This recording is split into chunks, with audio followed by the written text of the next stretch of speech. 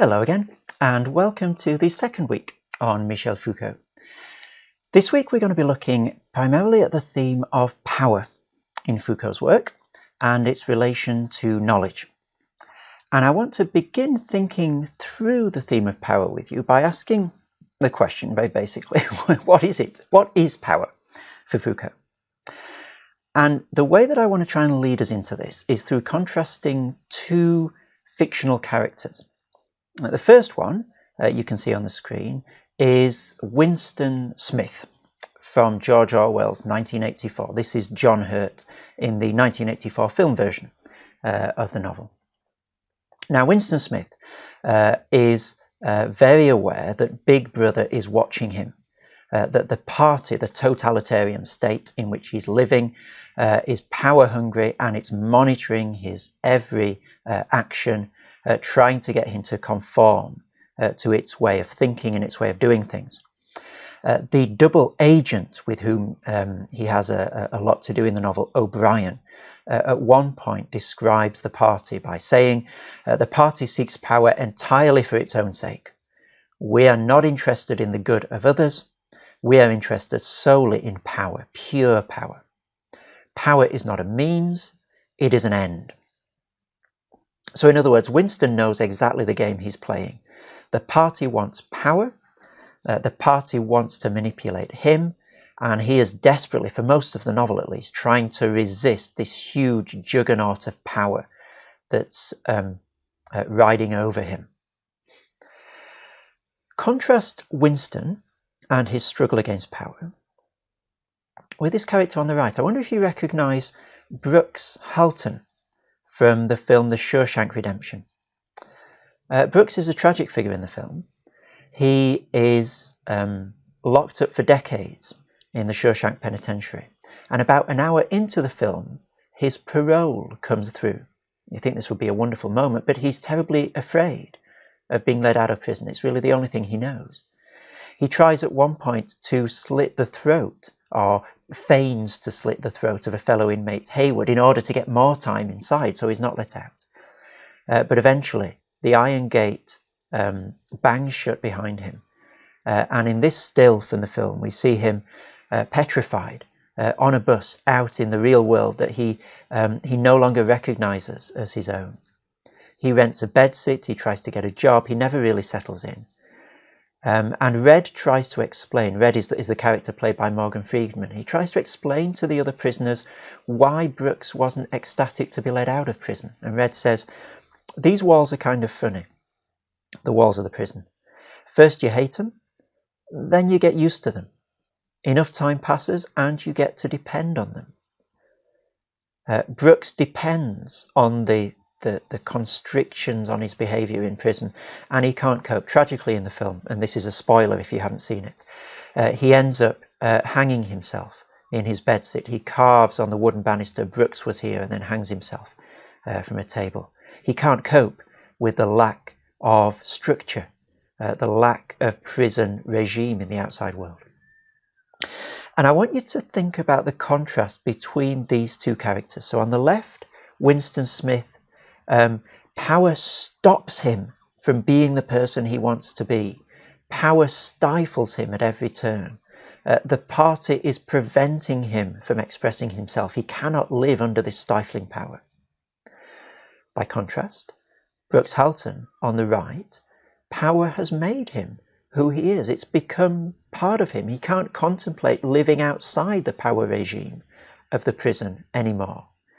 And when it comes to the point of living without it, he's unable to do so. So power is something that's passionately resisted by Winston. Power that's just become part of who I am, and we can't live without it, with Brooks on the right. These two pictures of power are going to go with us through our understanding and our discussion of Foucault, and they're going to help us to see what Foucault does mean by power and what he doesn't mean by power. So then, with these two characters in mind, let's look a little more closely at what Foucault means by power and what he doesn't. The theme of power comes to the fore in Foucault's middle period, 1970s, give or take. which is usually called his genealogical period. It's also when his thought becomes more politically engaged, when it becomes easier to see the political implications of what he's thinking. I want to try and summarize power for you by distilling it down into 6 theses of what Foucault means by power. There's a lot more that we could say, but I think these 6 are 6 of the most important things to say. First of all, he doesn't like talking about power per se as a thing. He talks about relations of power. So power is not a quantity, not an object that can be sort of stored in warehouses. It's something that emerges in different relationships. Secondly, power isn't primarily a relation between an oppressor and an oppressed. And here think of Marxism, for example, the bourgeoisie keeping the proletariat under its heel. He says in the first volume of his History of Sexuality, that there's no single locus of great refusal, no soul of revolt, source of all rebellions, or pure law of the revolutionary. Instead, there's a plurality of resistances, each of them a special case. So it's not one titanic battle between the oppressors and the oppressed.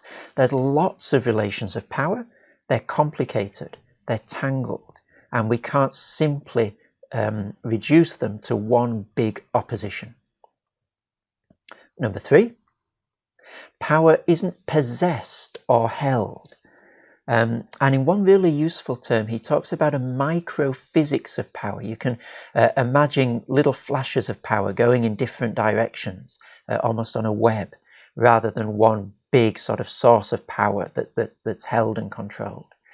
He talks about power as a network of relations, constantly in tension, in activity, rather than a privilege that one might possess.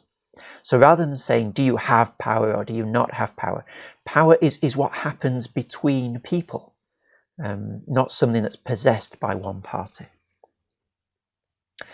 Number 4, power is everywhere, but it is not everything.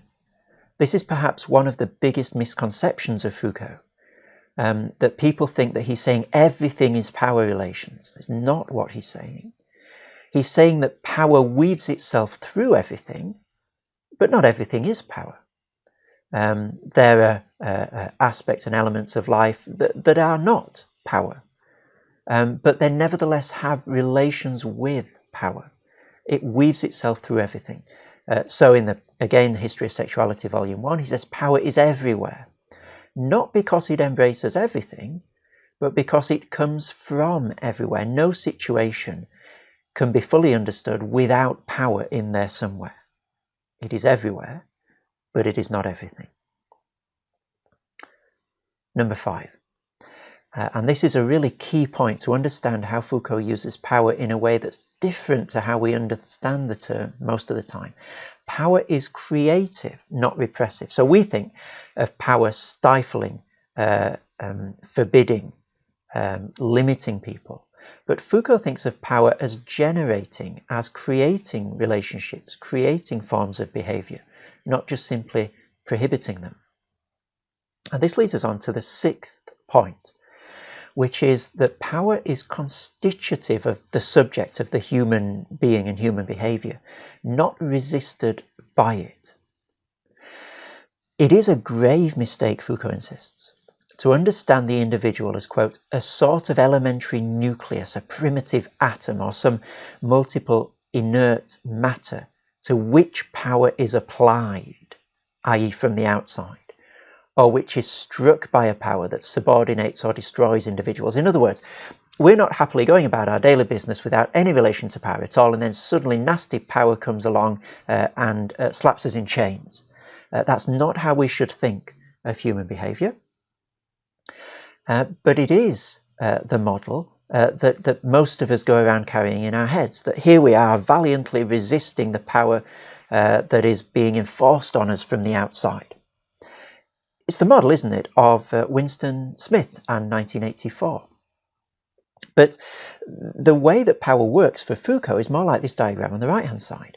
The subject is constituted by power. I've tried to represent here a subject that is nothing but the influence of power. Take power away and you don't have any behaviour. You don't have any human subject anymore. This subject isn't simply resisting power. This subject is formed by the influences of power upon it. And as opposed to Winston Smith in 1984, this is much more like Brooks Halton in The Shawshank Redemption.